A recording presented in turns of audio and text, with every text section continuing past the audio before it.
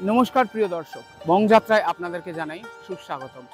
আজকে আমরা চলে এসেছি বাংলার অন্যতম জনপ্রিয় সমুদ্র সৈকত দীঘায়। নিঃসন্দেহে এটা একটা ছুটি কাটানোর জন্য পারফেক্ট গন্তব্য। চলো ঘুরে দেখা যাক দীঘার বিখ্যাত সমস্ত দর্শনীয় স্থান। নমস্কার দাদা, বলছি যে এখানে যে টুরিস্ট আসছেন তারা ধরুন বিভিন্ন জায়গাতে সাইট সিনগুলো আছে ঘুরে দেখতে চান, তো তারা যদি এসে এখানে গাড়ি বুক করেন আপনারা কেমন চার্জ নেন সেটা যদি একটু বলেন। প্যাকেজ সিস্টেম আছে দাদা। আচ্ছা, আপনি যদি বেঙ্গল সাইডে একটা সাইড আছে, উড়িষ্যা সাইডে একটা আছে। আচ্ছা, আপনি যদি বেঙ্গল সাইড করেন মন্দারমণি, তাজপুর, শঙ্করপুর এবং দীঘা মোহনা, ওটা পুরো প্যাকেজ করলে আপনার 1450 টাকা ভাড়া আছে। আচ্ছা, আর পার্কিং সহ এক্সপিরিয়েন্স। আচ্ছা, আপনাকে আর কোনো রাস্তায় কোনো টাকার কোনো খরচের কোনো ইয়ে নেই। শুধু ড্রাইভার, এই ড্রাইভার আপনাকে নিয়ে যাবে, ঘোরাবে এবং পাসপোর্টে 40-45 মিনিট করে গাড়ি দাঁড়াবে। পাসপোর্ট সঙ্গে আমাদের রেট আছে 1450 টাকা। আচ্ছা আচ্ছা, কেউ যদি দুদিনের জন্য ধরুন দুটো সাইটই বুক করতে চাইলো টোটাল, সেক্ষেত্রে? হ্যাঁ, সেক্ষেত্রে ধরো একদিন এই সাইডে ঘুরলেন আপনি 1450 টাকায়, যেটা বেঙ্গল দিকে আছে। উড়িষ্যা দিকে বিভিন্ন রকম প্যাকেজ আছে। একটা ভুবনেশ্বর চিত্রপুর একটা প্যাকেজ আছে, ওটা করলে আপনার পড়বে 1500 টাকা। আর যদি তালসারি, উদয়পুর আর দুখানা মন্দির, একটা জনতা মন্দির আর একটা মন্দির আছে, ওই প্যাকেজটা করলে আপনি পাবেন, ওটা পাবেন 750 টাকা। পার্কিং সমানই করবেন। বাহ, ঠিক আছে। আচ্ছা, এখানে মোটামুটি কি কি জায়গা পায়ে হেঁটে ঘোরা যায় এবং কোনগুলো? নর্মালিটি আপনি এখানে পার্কগুলো পাবেন। দেখুন, তোমার অমরাবতী পার্ক আছে, সায়েন্স সিটি আছে, দেউসাগর পার্ক আছে। এবং ওল্ড দীঘা উপলব্ধি হেঁটে যায় এখান থেকে 3 কিলোমিটার ডিফারেন্স, থেকে 2.5 কিলোমিটার। আচ্ছা, আর এইদিকে মোহনা কতটা দূর? এখান থেকে মোহনা 7 কিলোমিটার দূর। 7 কিলোমিটার দূর। আচ্ছা আচ্ছা, ঠিক আছে দাদা, আপনার নামটা যদি একটু বলেন। আচ্ছা, অনেক ধন্যবাদ। আচ্ছা, আপনাকে কি কন্ট্যাক্ট করার জন্য কোনো নাম্বার দেওয়া সম্ভব? আচ্ছা, তাহলে আপনার নাম্বারটা একটু দিয়ে দিন, যারা আসতে চাইছে তারা আপনাকে কন্ট্যাক্ট করে নিতে পারে। 297467960। আচ্ছা, অসংখ্য ধন্যবাদ দাদা, আপনি সময় দিলেন তার জন্য অসংখ্য ধন্যবাদ। ভালো থাকবেন। দীঘাতে বেড়াতে আসার পর আমাদের মধ্যে বেশিরভাগ মানুষই দীঘার সি বিচ এবং জগন্নাথ মন্দির দেখে বা হাতে কাছে কয়েকটা জিনিস দেখেই বাড়ি ফিরে যাই। তবে দীঘাতে কিন্তু দেখার মতন প্রচুর ভালো ভালো জায়গা আছে। যেমন তার মধ্যে এই একটা জায়গা, এটা হচ্ছে তালসারি। এখানে যখন ভাটা থাকে সেই সময় অপূর্ব সুন্দর লাল কাঁকড়া দেখা যায়, অথবা জোয়ারের সময় এখান থেকে নৌকোয় করে ওই পাড়ের দ্বীপে ঘুরে আসা যায়। দারুণ লাগে সেই ট্রিপ। আবার ভাটার সময় সমুদ্রের চরে বাইক বা স্কুটি চালিয়ে নিজের ইচ্ছে মতো ঘোরা যায়। এইরকমই নানান দারুণ দারুণ জায়গার সন্ধান দেব আজকের ভিডিওতে, যা খুব কম সময় এবং কম পয়সাতে ঘুরে দেখে নেওয়া যায় দীঘায় এলে। এখন তার মধ্যে আরও একটি জায়গা দেখাচ্ছি যা চন্দনেশ্বর মন্দির নামে বিখ্যাত। এটি একটি শিব মন্দির এবং উড়িষ্যার আন্ডারে পড়ে। বেশ সুন্দর কালারফুল এই শিব মন্দির, এবং প্রতি বছর এই মন্দিরকে কেন্দ্র করে চন্দনেশ্বর মেলা নামে একটি মেলা এখানে বসে। মন্দির প্রাঙ্গণেই একটি সুবিশাল পুকুর আছে পুজো দেওয়ার সময়, যেখান থেকে হাত পা ধোয়া কিংবা স্নান করা যেতে পারে।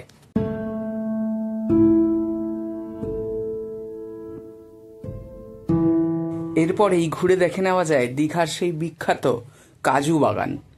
এখানে থরে থরে কাজু গাছ এবং তাতে কাজু ফল হয়ে আছে। আর এখন কাজু গাছের সিজন হওয়ার জন্য গাছে ফুল ও ফল এসছে, তাই ভেতরে দর্শনার্থীদেরকে বা পর্যটকদেরকে প্রবেশ করতে দেওয়া হচ্ছে না, তাদের বাইরে থেকেই দেখতে হবে। তাছাড়া এখানে আরও একটি বিখ্যাত জায়গা হচ্ছে দীঘা মোহনা। এই মোহনায় ঘুরতে আসা তো যাই, তাছাড়া একটু সকাল সকাল বা ভোর ভোর এই মোহনায় এলে নানান রকম সামুদ্রিক মাছের বেচাকেনা, পাইকারি ইত্যাদি দেখা যায়, এবং সেই দৃশ্যও কিন্তু বেশ সুন্দর। নানান রকমের অদেখা মাছ, অজানা মাছ এখানে দেখা যায়। তাছাড়া ঘোরার জন্য বা ছবি তোলার জন্য, সানসেট দেখার জন্য বিভিন্ন পয়েন্ট তো রয়েছেই এই মোহনাতে। এই জায়গাটাকেও দারুণভাবে এনজয় করা যায় এবং খুব সুন্দর করে ঘুরে দেখা যায়। এবার বলি শঙ্করপুর বিচের সম্বন্ধে। এই শঙ্করপুর বিচটাও দারুণ সুন্দর করে সাজানো। বাড়ির বাচ্চা কাচ্চা কিংবা বয়স্কদের নিয়ে মজা করার জন্য পারফেক্ট একটা জায়গা। দারুণ সুন্দর এই বিচের সাইড, নানান রকম ডিজাইন করে সাজানো এবং অপূর্ব দেখতে। সুতরাং এইটিকেও একটি সাইট সিনের লিস্টের মধ্যে ইনক্লুড করা যায়।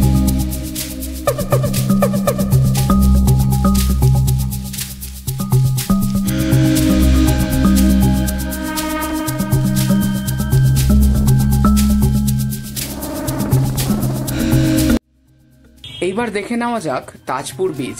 এই তাজপুর বিচ দেখলে কিছুটা সুন্দরবনের বিভিন্ন আইল্যান্ড অথবা কিছুটা গোয়ার ফিল আসবে। দারুণ সুন্দর করে নানান রকম কটেজ টাইপের করা আছে বিচ সাইডে, যেখানে বসে নানান রকমের খাবার দাবার এনজয় করা যায়। তাছাড়া চাইলে এখান থেকে নৌকো ভাড়া করেও ঘুরে আসা যায় সমুদ্র থেকে। এরপরেই দেখে নেওয়া যেতে পারে অমরাবতী পার্ক। এই অমরাবতী পার্ক একদম নিউ দীঘা জাহাজবাড়ির কাছাকাছি অবস্থিত। চাইলে পায়ে হেঁটে এই জায়গাটাকে ঘুরে দেখা যায়। অপূর্ব সুন্দর এই পার্ক। আর এইখানে বোট রাইড আছে দুজন বসার জন্য 80 টাকা, এখানে 25 মিনিট দেখা যাচ্ছে। আর যদি এক্সট্রা বাচ্চা থাকে তাদেরকে কিন্তু অ্যালাউ করা হবে না। 3 থেকে 4 জন হলে 100 টাকা 25 মিনিটের জন্য, 5 থেকে 6 জন হলে 140 টাকা। আর রোপওয়ের টিকিট হচ্ছে 12 বছরের ঊর্ধ্বে 80 টাকা, 3 থেকে 12 বছর হলে 46 টাকা। আর 3 বছরের নিচে হলে তাকে একদমই ফ্রি। ফেয়ারের মধ্যে ইনক্লুড করা আছে 5% জিএসটি। আর পার্কের প্রবেশ মূল্য হচ্ছে 10 টাকা করে টিকিট। এই হচ্ছে টিকিট কাউন্টার। তাহলে এবারে পার্কের ভিতরটা একটু দেখে নেওয়া যাক কেমন। অমরাবতীর পার্কের ভিতরে যেমনটা বললাম, বোর্ডিং থেকে শুরু করে রোপওয়ে, নানান রকমের অ্যাক্টিভিটি আছে এইখানে।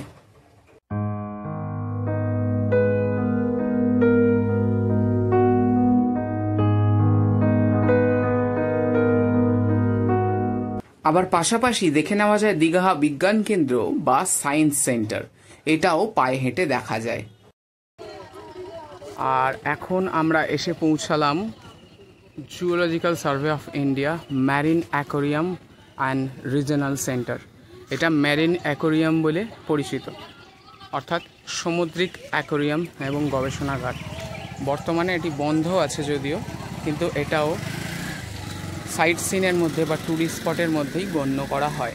এবং এইখানে নানান রকম সামুদ্রিক প্রাণী সংরক্ষণ করে রাখা হয় এবং তাদেরকে নিয়ে গবেষণা করা হয়।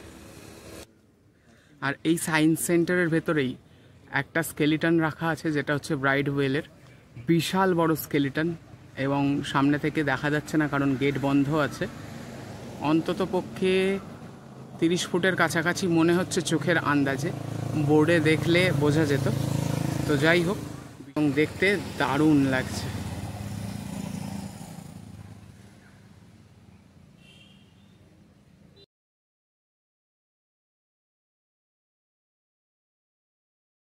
আর এখন দেখা যাচ্ছে সেই বিখ্যাত ঢেউসাগর পার্ক। এই ঢেউসাগর পার্কে নানান ধরনের অ্যাক্টিভিটি আছে। তাছাড়া খাওয়া দাওয়া এবং সি বিচ এনজয় করার জন্য যথেষ্ট জায়গাও এখানে আছে। অসম্ভব সুন্দর এই পার্কে সন্ধেবেলায় এলে নানান রকম লাইটের কারুকাজ দেখা যায়, এবং বাচ্চাদের জন্য টয় ট্রেন থেকে শুরু করে সাইক্লিং এবং বিভিন্ন ধরনের গাড়ি এখানে রাইড করা যায়। আর এইটা হচ্ছে সেই ফেমাস রেল কোচ রেস্টুরেন্ট। রেলের একটা কোচকে রেস্টুরেন্টের আকার দেওয়া হয়েছে এবং দারুণ সুন্দর করে সাজানো হয়েছে বিভিন্ন রকমের ছবি দিয়ে, দীঘার নানান অ্যাক্টিভিটি দিয়ে। সামনে লাল কাঁকড়া থেকে হর্স রাইড এবং বোট রাইড, ড্রোন ভিউ সমস্ত দেখতে পাচ্ছি। তালসারি বিচের ছবি দেখতে পাচ্ছি, আর সমস্ত ডেলিসিয়াস খাবারের ছবি দিয়ে এখানে সাজানো হয়েছে। বাইরেও বেশ কিছু সিটিং অ্যারেঞ্জমেন্ট আছে, এবং এইদিকে একটা আইসক্রিমের দোকান এবং পেস্ট্রির দোকানও আছে, এবং ভেতরে এখানে যাওয়া যায়। আর ভিতরটা এবার আপনাদেরকে একটু দেখাই। ভিতরের অ্যাটমসফিয়ারটা কিন্তু দারুণ। আমরা ইতিপূর্বে বহু ভিডিওতে দেখেছি, তো আমার ভিডিওতে আমি সরাসরি আপনাদেরকে একটু দেখাতে চাইব। ঢুকেই এখানে একটা এরকম ওয়াশ বেসিন পাচ্ছেন, এবং এইদিকে হচ্ছে কিচেন এরিয়া। আর যদি ভিতরটার কথা বলি, তো দারুণ দারুণ সব সোফা দিয়ে এখানে সিটিং অ্যারেঞ্জমেন্ট করা হয়েছে। সিলিংটাও বেশ দারুণ সুন্দর করে সাদা কালারের করা হয়েছে। এখানে পুরোটা এসির ব্যবস্থা আছে। দারুণ করেছে ভেতরের অ্যাটমসফিয়ারটা, আমার অন্তত দারুণ লাগছে। আপনাদের ওপিনিয়ন অবশ্যই কমেন্টের মাধ্যমে জানাতে ভুলবেন না। আর এই হচ্ছে রিসেপশন এরিয়া। এই জায়গাটা থেকে বিভিন্ন খাবারের অর্ডার নেওয়া হয় হয়তো। চলুন এখান থেকে যদি বাইরেটা দেখাই। দেখুন, এখান থেকে নামার পর সামনে এরকম গাছ দিয়ে সাজানো, এবং সিঁড়ি থেকে নামলে বাইরের অ্যাটমসফিয়ারটা আপনাদেরকে একটু দেখাই। দারুণ সুন্দর লাগছে। এবং একদম সামনে যেটা দেখা যাচ্ছে এটাই হচ্ছে দীঘা রেল স্টেশন। আর এই হচ্ছে বাইরের মেন রোড।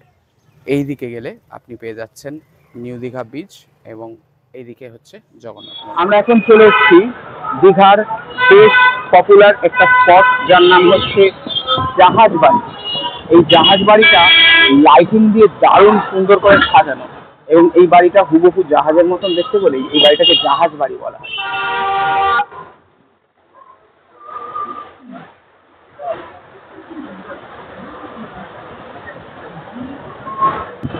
আর জাহাজ বাড়ির ঠিক সামনে এরকম একটা জায়গা করা আছে যেখানে জল আছে, বিভিন্ন ধরনের রঙিন মাছ আছে এবং বড় বড় ডলফিনের শোপিস করে এখানে সাজানো আছে।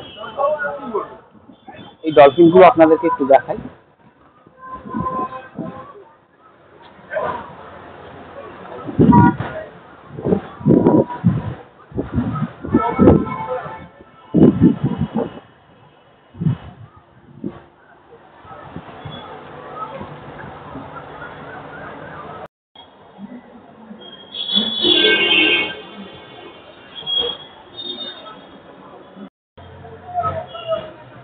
এই জাহাজ বাড়ির পাশ থেকে যদি এই রাস্তাটা ধরে হেঁটে যাওয়া হয়, এখান থেকে মাত্র 4 থেকে 5 মিনিট হাঁটলেই আমরা পৌঁছে যাব সমুদ্র সৈকত বা সি বিচ।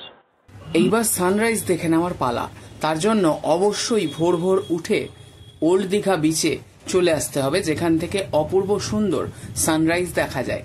তাই আমরাও দেরি না করে ভোরবেলাতে উঠে চলে এসেছি ওল্ড দীঘা সি বিচ, আর এখান থেকেই আজকে দেখব অপূর্ব সানরাইজ এবং সেই দৃশ্য আপনাদের সঙ্গেও শেয়ার করব।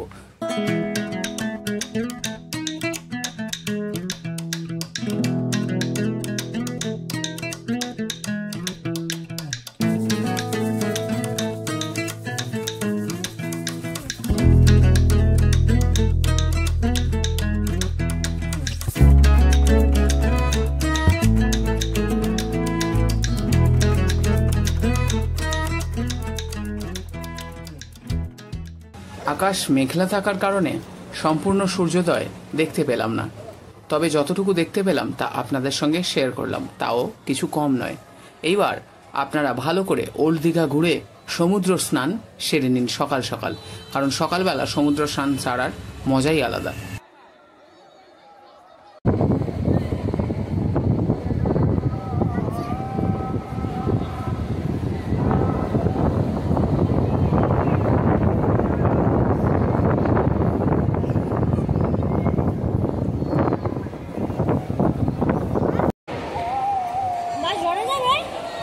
জানি না।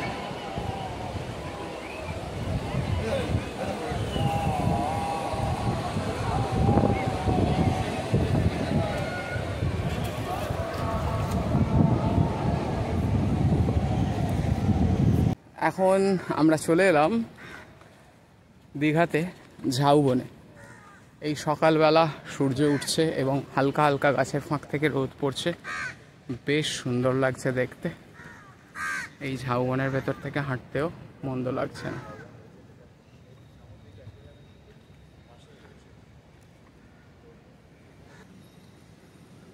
আবার এই ঝাউ বাগানের মধ্যে দেখতে পেলাম এখানে যে ঘোড়সাওয়ারগুলো হয়, ঘোড়ার পিঠে করে চড়ানো হয়, সেই ঘোড়াগুলোকে বাঁধা আছে এবং ঘোড়াগুলো এখানে বিশ্রাম করছে। একটা ঘোড়া এখানে আছে, একটা তার সামনে এবং একটা ওই দিকে, এবং মানুষ ভিড় জমিয়েছে এই ঘোড়া দেখার জন্য।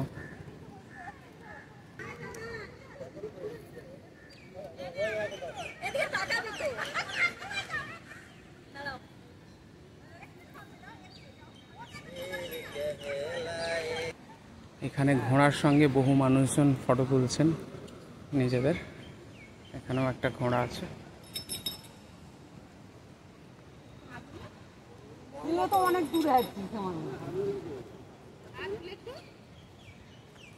এরপরেই দেখে নেওয়া যায় দীঘার জগন্নাথ মন্দির। আর এই জগন্নাথ মন্দির দেখার জন্য আজকাল আর কাউকে বলতে লাগবে না, কারণ দীঘার জগন্নাথ মন্দির এখন উত্তেজনার শিখরে। তবে আমি এই জগন্নাথ মন্দিরের রাতের এক মায়াবী চিত্র বা দৃশ্য শেয়ার করলাম তোমাদের সঙ্গে। এখন হাঁটছি ওশিয়ানা বিচের দিকে।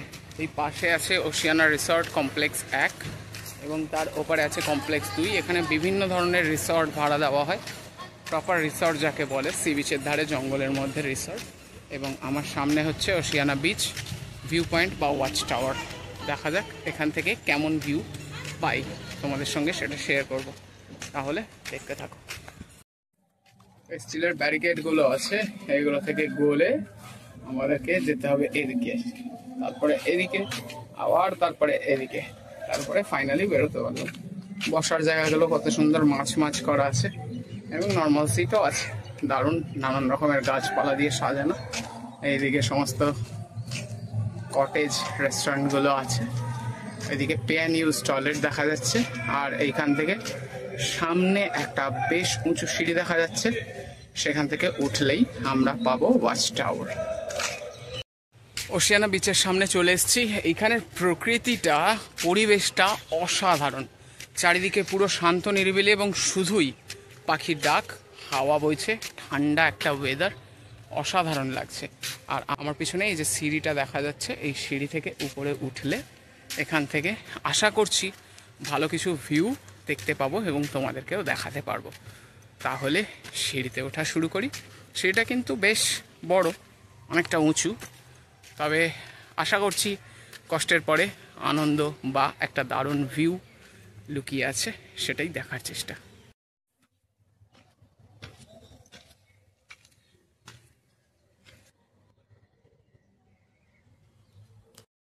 50 ধাপ সিঁড়ি গুনে গুনে পেরিয়ে উপরে উঠলাম এবং এখান থেকে দেখা যাচ্ছে ওশিয়ানা বিচ।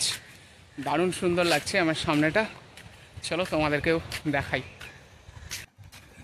এইদিকে যেমন 50 ধাপ সিঁড়ি ভেঙে উপরে এলাম, এদিকেও প্রায় 50 ধাপ সিঁড়ি ভেঙে নিচে নামতে হবে, তবেই আমরা বিচটা দেখতে পাবো। টিকিট কাউন্টার আছে, সেটা এখন বন্ধ এবং সামনে নো এন্ট্রি বোর্ড দেওয়া আছে।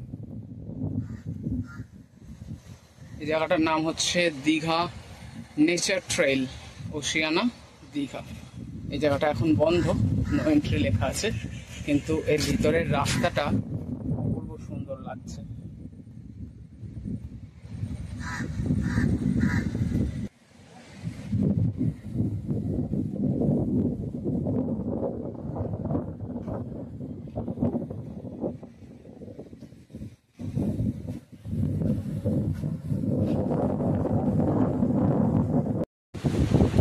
এই বিচের উপরে একটা ওয়াচ টাওয়ার আছে, সেখানে আমরা অলরেডি উঠলাম।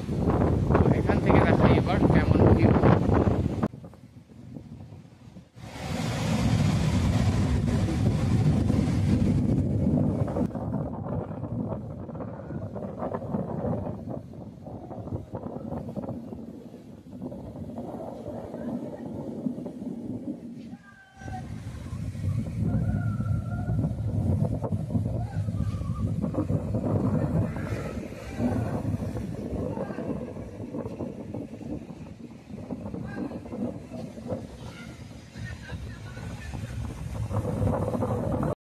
প্রচণ্ড হাওয়া, জাস্ট তাকিয়ে থাকা যাচ্ছে না, অসাধারণ অনুভূতি।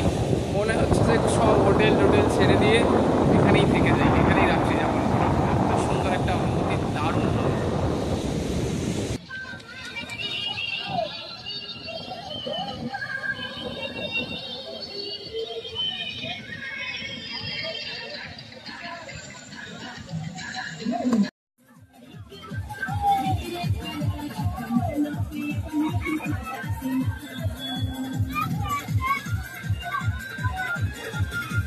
আর অবশ্যই যেই জায়গা মিস করা যাবে না সেটা হচ্ছে মিনি গোয়া বা উদয়পুর সি বিচ। এই উদয়পুর সি বিচ নিয়ে দারুণ সুন্দর একটি ভিডিও অলরেডি আমার চ্যানেলে পোস্ট করা আছে, বংযাত্রায় গিয়ে সার্চ করলেই তোমরা পেয়ে যাবে সেই ভিডিও। অবশ্যই মিস করো না এই উদয়পুর বিচ, কারণ এই উদয়পুর বিচের এন্টারটেনমেন্ট পুরো দীঘাতে আর কোথাও পাবে না, এটা সম্পূর্ণ আলাদা এনজয়মেন্ট। এই সাইট সিন স্পটগুলো ছাড়াও নয়া কালী মন্দির এবং আরও বেশ কিছু জায়গা আছে যেগুলো ঘুরে দেখা যায়, যেগুলো একে একে বলতে গেলে এই ভিডিওর দৈর্ঘ্য অনেক বড় হয়ে যাবে এবং সেটা বোরিং হবে। তাই আমি এই ভিডিওটা এখানেই শেষ করব। যদি তোমাদের ভিডিওটা ইনফরমেটিভ মনে হয় এবং ভালো লাগে, অবশ্যই লাইক করতে ভুলো না। আর কোন জায়গাটা তুমি এখনো ঘুরে দেখোনি কমেন্টে অবশ্যই লিখো। আর ভিডিওটা অবশ্যই বন্ধুদের সঙ্গে শেয়ার করতে ভুলো না, যাতে তারাও এই ভিডিওটা সহজে দেখতে পায়। আর যারা এখনো পর্যন্ত চ্যানেলটাকে সাবস্ক্রাইব করেননি, অবশ্যই চ্যানেলটাকে সাবস্ক্রাইব করে বেল আইকনটা প্রেস করে দেবেন, যাতে নোটিফিকেশানটা অন থাকে এবং আমি যে কোনো ইন্টারেস্টিং ভিডিও পোস্ট করব আপনাদের কাছে সবার প্রথমে তার নোটিফিকেশান চলে যাবে এবং আপনারা দেখে নিতে পারবেন।